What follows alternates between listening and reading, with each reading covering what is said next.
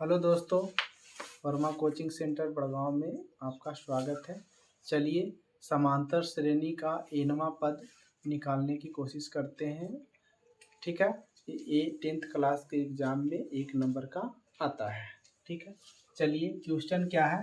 AP 3, 8, 13, 18, 23 का 15वां पद निकालें। ठीक है ना। तो जैसी 15वां वां लगा रहे तो समझ जाइए कि क्या है वो लिखा हुआ एन। क्या है? एन। एन कितना मान के चलेंगे हम? 15। एन मान के कितना चलेंगे हम? 15।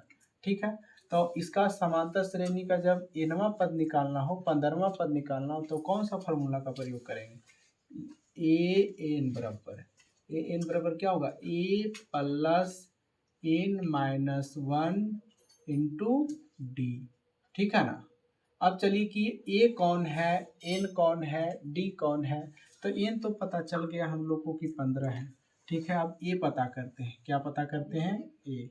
तो ए बोलते हैं शुरुआती पद को, जो शुरू में लिखा हुआ रहता है, प्रथम पद यानी 3। उसके बाद डी है। डी यानी डी को बोलते हैं सार्व अंतर। इसका मतलब होता है सार्व अंतर। तो सार्व अंतर होता है कि दूसरा को पहला से घटाइए। तो दूसरा वाला कितना है? 8 है, और पहला वाला कितना है?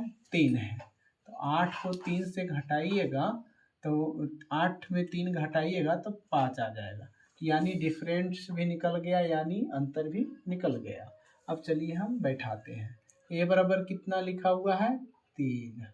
उसके बाद एन कितना दिया हुआ है? 15 माइनस 1, और डी कितना दिया हुआ है? 5। कितना दिया हुआ है? 5। ठीक है, अब चलिए 3 प्लस 15 में से 1 जाएगा तो 14, और गुना में क्या है? 5। 14 पच्चे 70। ठीक है, 70 को अगर 3 में जोड़ते हैं तो कितना आ जाता है? 73। यानी हमारा निकल के आ गया कि एन का 15वां पद क्या होगा? 70 होगा। क्या होगा? 70 यानी 73 होगा। 70 में 3 जोड़ देंगे तो कितना हो जाएगा? 73। इस प्रकार से हम बना लेंगे।